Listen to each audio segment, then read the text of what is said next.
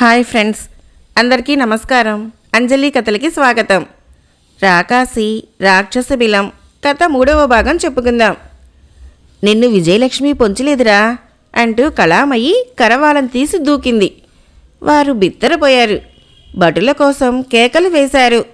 మలయ సైనికులను సత్యనాగు అతడి సేన ఎప్పుడో ఊతకోచ కోసేశారు. ఎవరూ రాలేదు. క్షత్రియుడివై ఉండి రాజ్యం వీరభోజ్యం అని తెలుసుండి కుక్కలకి మాంసం ముక్కలు వేసి దొంగచాటుగా రాజ్యం కబళిస్తావా? కాశీ రాజ్యలక్ష్మిపై నీలాంటి నీచులకు స్థానం ఉండదు అంటూ కస్సుమని కరవాలం సమరేంద్రసింహ గుండెల్లో దిగేసింది కళామయి. మహారాజుని చంపడంతో వెర్రెక్కిపోయి సేనాపతి మంత్రి కలిసి ఆమెని పట్టేశారు. ద్వారం దగ్గర ఉన్న సైనికులను అడుగు ముందుకు వేశారా, మీ కళావర్మని చంపేస్తాము అని బెదిరించారు. సేన బిత్తరపోయింది. మీ ఆయుధాలు పడేసి లొంగిపోండి, సేనాపతి ఆజ్ఞాపించాడు. అందరూ ఆయుధాలు పడేయక తప్పలేదు. పోరాటం చివరి దశలో ఇలా మలుపు తిరగటం వారికి బాధ వేసింది. సత్యనాగుకి తన ఈకల దుప్పటి జ్ఞాపకం వచ్చింది. దాన్ని వేసుకుని కత్తి తీసుకొని సేనాపతిని పొడిచేశాడు. ఎవరు పొడిచారో మంత్రికి తెలియలేదు. నేను దయ్యానిరా అంటూ అరిచాడు సత్యనాగు. మంత్రి కళామయిని వదిలేసి లొంగిపోయాడు. మహారాజా సేనాధిపతి పోవటంతో శత్రుసేన లొంగిపోయింది. కళామయి రాజపరివారాన్ని ఖైదు నుంచి విడిపించి అడవిలోని భర్తకి వర్తమానం పంపించింది. సుందరచంద్ర రాజధానికి రాగానే అందరూ కళావర్మ నైపుణ్యం కథలుగా చెప్పుకోసాగారు. కళావర్మ చేతులు పట్టుకొని కాశీ రాజ్యలక్ష్మిని చెర నుంచి విడిపించావు, నీ రుణం ఏమిచ్చినా తీర్చుకోలేం అన్నాడు. కళావర్మకి అనేక బహుమతులు ఇచ్చాడు. అతన్ని తన సేనాధిపతిగా నియమించి లంచగొండులను కారాగారంలో పెట్టించాడు. ప్రభు, మీరు రాణివాసానికి వెళ్ళటం చూడలేదు. కళామయి అంటే ఇష్టం లేదా? వేరెవరినైనా ప్రేమించారా? సత్యనాగు అడిగాడు. సుందరచంద్ర నవ్వి, అదేం లేదు, ఆమె అంటే ఇష్టమే. కానీ ఆడది అబల కాదు సబల అంటూ శపథం చేసింది. దాన్ని ఎంతదాకా నెరవేరుస్తుందో చూడాలి. అప్పుడే ఆమెని భార్యగా స్వీకరించడం అన్నాడు.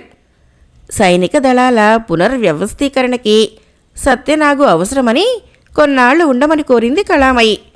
ప్రభువు అంగీకరించాడు. ఒక రోజున సుందరచంద్ర ఇచ్చే విందుకి సత్యనాగు హాజరయ్యాడు. ఇంకా కళావర్మ రాలేదేం అని అడిగాడు మహారాజు. కళావర్మ అంతఃపురంలోకి వెళ్ళటం చూశాను అన్నాడు సత్యనాగు. సుందరచంద్ర అద్దిరిపడ్డాడు. తాను స్వయంగా అంతఃపురంలోకి వెళ్ళి గవాక్షం నుంచి చూశాడు. కళావర్మ ఏకాంత మందిరంలో ఉన్నాడు. మహారాజుకి మతిపోయింది. తను పరీక్షించాలని కళామయిని నిరాదరణకి గురి చేశాడు. ఆమె విసిగిపోయి వీరుడైన కళావర్మని ప్రేమించి ఉంటుంది. వ్యర్థమైన పరీక్షతో జీవితాన్ని ఆహుతి చేసుకున్నాడు. ఇక తను బ్రతకడం వ్యర్థం అంటూ కరవాలాన్ని తీసుకొని ఆత్మాహుతి చేసుకోబోయాడు. అతడే దుస్సాహసం చేస్తాడోనని పక్షి ఈకల దుప్పటి కప్పుకొని సత్యనాగు పక్కనే ఉన్నాడు. మహారాజు చేతిలో నుంచి కరవాలను లాగేసుకున్నాడు. ఎవరు లాగారు? చుట్టూ చూశాడు. ఎవరూ లేరు. అతన్ని దుప్పటిలోకి లాగేశాడు కనిపించకుండా సత్యనాగు. రాకాసి రాక్షస బిలం జింజింబా ఆత్మాహుతికి కరవాలం తీసుకోవడం దాకా చూశాడు మాయాదర్పణంలో. ఇక పాతాళాన్ని జయించినట్లే అని సంతోషంతో విర్రవీగిపోయి రాకాసి బంట్లను పిలిచి సత్యనాగు దగ్గర నుంచి సుందరచంద్ర శవాన్ని తీసుకురండి అని పురమాయించాడు. రాకాసి బంట్లు వెంటనే కాశీరాజ్యం వచ్చి సత్యనాగును పిలిచారు. ఏలిక సుందరచంద్ర శవాన్ని అప్పగించమన్నారు. సత్యనాగు మూటగట్టిన శవాన్ని చూపించి తీసుకుపోమ్మన్నాడు. రాకాసి బంట్లు తమ అరచేతిలోని బొమ్మతో పాటు శవాన్ని పోల్చుకున్నారు. సుందరచంద్ర శవమేనని భావించి తీసుకుపోయారు. సత్యనాగు ఊపిరి పీల్చుకున్నాడు. వేరే శవానికి సుందరచంద్ర ముఖ ఆకృతి వచ్చేలా బొమ్మ చెక్కించి తొడిగాడు. లేకపోతే ఆదిలోనే పట్టుబడిపోయేవాడు. శవం రాగానే ఖండఖండాలుగా నరికి రాక్షస గురువు నరయాగం చేయసాగాడు. జింజింబా పక్క నుంచి చూస్తున్నాడు. యాగం పూర్తి అయ్యాక బూడిదని జింజింబాకి ఇచ్చాడు. జింజింబా ఆ బూడిదని పాతాళ శిలలపై వేశాడు. అవి బ్రద్దలు కాలేదు సరికదా, జింజింబా దానికి అంటుకుపోయాడు. ఆ జిగురు నుంచి కాళ్ళు రావటం లేదు. అతడి కేకలకు రాక్షస గురువు వచ్చాడు. గురుదేవా, మన ప్రయత్నం ఇలా అయిందేమిటి? మీ యాగంలో మహిమ లేదా, లేక ఎక్కడైనా పొరపాటు జరిగిందా? పాతాళ శిలలకి కాళ్ళు అతుక్కుని రావటం లేదు, ఎందుకు అంటూ జింజింబా విలపించసాగాడు. రాక్షస గురువు కుడి చేతిలోని పసుపు, ఎడం చేతిలో నలుపు భస్మాలు తీసి అరచేతిలో పోసుకొని రంగరించాడు. పెద్ద పొగ వచ్చింది. అందులో శవము సుందరచంద్రది కాదు, సత్యనాగు మోసం చేశాడు అన్న అక్షరాలు కనిపించాయి. రాక్షస గురువు దాన్నే జింజింబాకి చెప్పాడు. ఒక అల్పనరుడు మాకు టోకరా ఇవ్వడమా? వాడెక్కడున్నా లాక్కు వచ్చి మా ఎదురుగానే ఖండాలుగా నరికి మొసలికి ఆహారంగా వేయండి. గురుదేవా, వాడి మాటలు తర్వాత చూద్దాం, ముందు జిగురు నుంచి నన్ను బయటకు తీయండి అన్నాడు జింజింబా. రాక్షస గురువు ఆలోచించి, సరోవరంలో ఉండే నీ ప్రాణపక్షి పావురాన్ని అమృతంతో అభిషేకం చేస్తే నీ గండం గడుస్తుంది, ఆ పని చేసి వస్తా అంటూ ముసళ్ళ రథం ఎక్కాడు. రాక్షస గురువుకి అంతర్మందిరంలో ప్రాణపక్షి పావురం కనిపించలేదు. హడలిపోయాడు. అందులో జింజింబా ప్రాణాలే కాక రాకాసి రాక్షస బిలం మనుగడే దాగుంది. సత్యనాగు పావురాన్ని తీసుకొని పంచకళ్యాణి మీద తన రాజ్యం బయలుదేరాడు. సగం ప్రయాణించేసరికి బాగా అలసట చెందాడు. అడవిలోని సెలయేరు దగ్గర గుర్రం దిగి పావురం బుట్టని ఒక తొర్రలో దాచి సెలయేటిలోకి దిగాడు. చాలా రోజులుగా స్నానం చేయకపోవటం వలన, దూర ప్రయాణం వలన అలసిపోవటం చేత సెలయేటి స్నానంతో ప్రాణం లేచి వచ్చినట్లయింది. మునకలు వేస్తూ ఈతలు కొట్టాడు. ఏటి మధ్యగా ఉన్న చిన్న బండ ఎక్కి కూర్చున్నాడు. చుట్టూ పచ్చటి ప్రకృతి, వెచ్చటి ఎండ సుఖవంతంగా ఉన్నాయి. తను చాలాసేపు నుంచి ఈదుతున్నాడు. ఇక బయలుదేరటం మంచిది. ఒడ్డుకేసి ఈదుతూ ఉంటే ముందుకు ఈత సాగలేదు. కాలుకి ఏదో చుట్టుకుంది. 2 తలల పాము కాళ్ళకి చుట్టి వెనక్కి లాగుతోంది. సత్యనాగు ముందుకు ఈదాలని ప్రయత్నిస్తున్నాడు. కానీ పాము బుసగొడుతూ వెనక్కి లాగుతోంది. మొలనున్న చురకత్తి తీసి పాముని పొడిచాడు. ఎడమ కాలికి చుట్టుకొని ఉన్న పాము తల తెగింది. కానీ దాంతో ఏమీ అవ్వలేదు. రెండో వైపు తలతో తెగిన వైపు తాకింది. అక్కడ మరొక కొత్త తల వచ్చేసింది.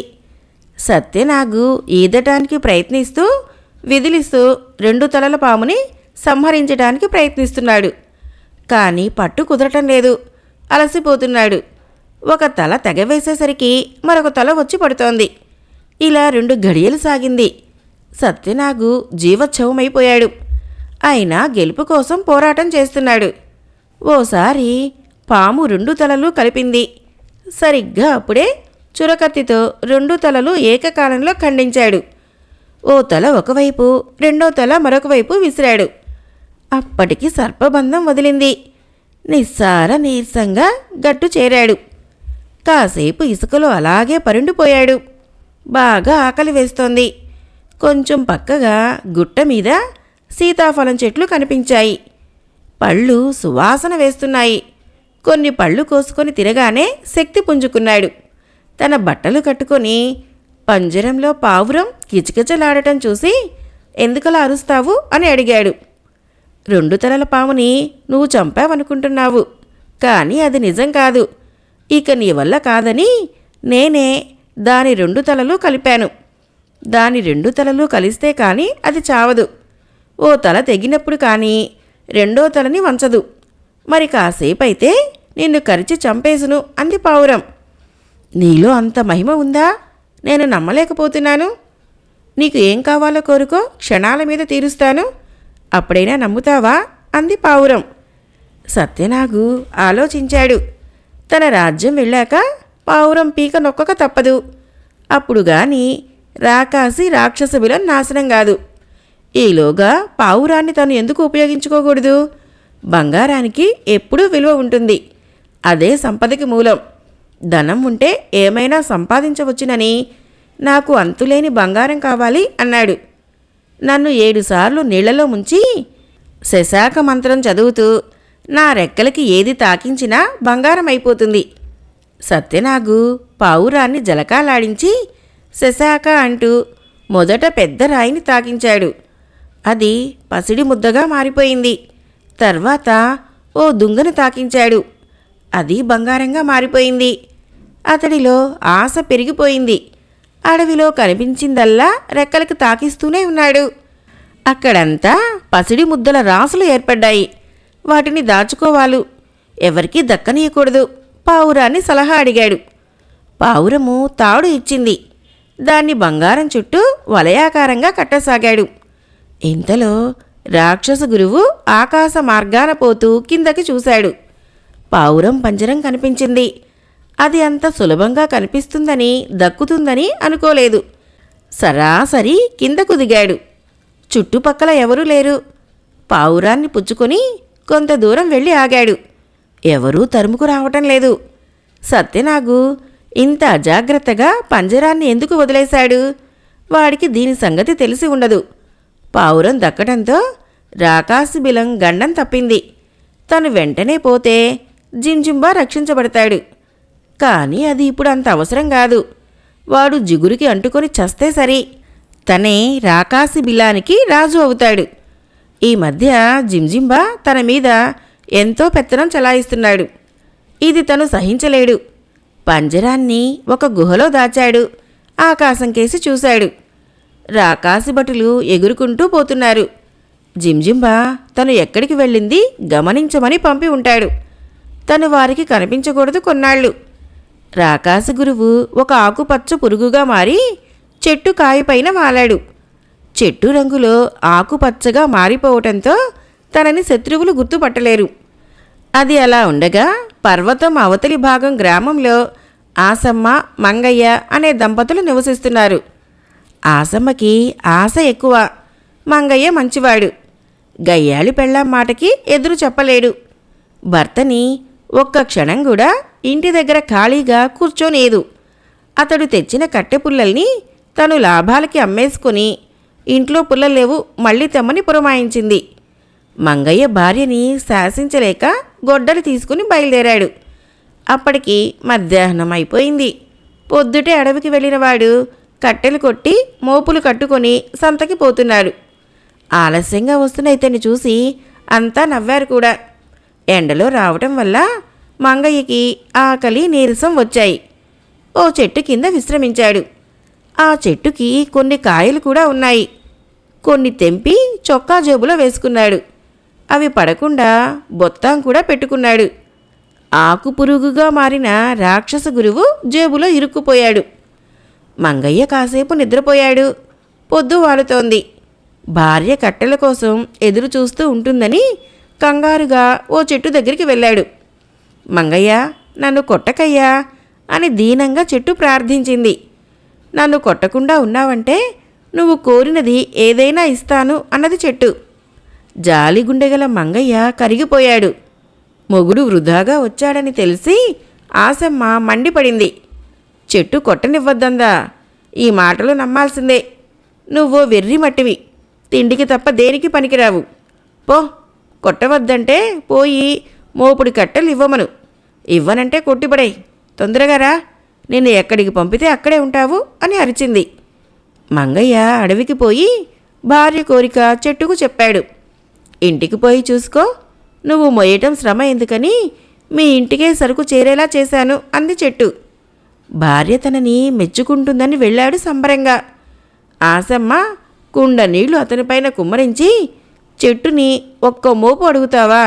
నీ తెలివి మండా. ఓ 50 మోపులు అడగవద్దు, పోయి 50 మోపులు ఇవ్వమను. లేకపోతే కొట్టి పడేస్తానని బెదిరించు, అదే ఇస్తుంది అంటూ తరిమేసింది. మంగయ్య అడవికి పోయి చెట్టుతో చెప్పాడు తాజా కోరిక. చెట్టు అతన్ని చూడగానే మరలా ఎందుకు వచ్చావని అడిగింది. భార్య కోరిక చెప్పాడు. సరే, ఇంటికి వెళ్ళు, నువ్వు కోరింది అందుబాటులో ఉంటుంది. మంగయ్య ఇంటికి బయలుదేరాడు. భార్య మండిపడకుండా ఉంటే బాగుండు అనిపించింది. కానీ ఆసమ్మ 50 మోపులు చూసి సంతోషించలేదు. నాకు తెలివి లేకపోతే నీకేమైందయ్యా? వంట చెరుకు వల్ల పెద్ద ఉపయోగం లేదు. ఏది పొయ్యిలో పెట్టినా మండుతుంది. కోరికలు తీర్చేవారుంటే పెద్దవి కోరాలి, చిన్నవి కాదు. ఎంత వయసు వచ్చింది, మొద్దులా? పోయి గంధపు చెక్కలడుగు, అవి అమ్ముకుంటే చాలా డబ్బు వస్తుంది, పోయిరా అంటూ మొగుణ్ణి తరిమింది. మంగయ్య మళ్ళీ అడవికి బయలుదేరాడు. జేబులో ఉన్న రాక్షస గురువు అతడు బొత్తం తీసి కాయలు ఎప్పుడు తింటాడా, తను పారిపోదామా అని చూస్తున్నాడు. మంగయ్య తిరగటంలో ఆకలి సంగతి మర్చిపోయాడు. చెట్టు దగ్గరికి పదే పదే పోవటం సిగ్గుగా ఉంది. చెట్టు ఏమనుకుంటుందో అని ఆలోచిస్తూ చెట్టు దగ్గరికి వచ్చాడు. వృక్షరాజమా, నా భార్య గంధపు చెక్కలు కోరుతోంది అన్నాడు. చెట్టు సమ్మతించింది. మంగయ్య ఇంటి దగ్గరికి చేరుకునేసరికి ఆసమ్మ గంధపు చెక్కలపైన కూర్చొని ఉంది. పెరడంతా గంధపు చెట్లు కొల్లలుగా ఉన్నాయి. మనం ఇవి అమ్ముకుంటే చాలా ధనం వస్తుంది అన్నాడు భార్య సంతోషిస్తుందని. చాలే, ఎప్పుడో వచ్చేదానికి సంబరం ఎందుకు? నాకు బాగా ఆకలి వేస్తుంది. నువ్వు చెట్టునడిగి మంచి ఆహారం పట్రా అంది. నువ్వు వండలేవా అనే ధైర్యం లేదు అతడికి. తిరిగి అడవికి బయలుదేరాడు. చెట్టు అతన్ని చూసి, నిన్ను చూస్తే జాలేస్తోంది, ఎన్నిసార్లు తిరుగుతున్నావో, ఏం కావాలో? ఏం కావాలంది ఈసారి నీ భార్య అని అడిగింది. ఆహారం విషయం చెప్పాడు.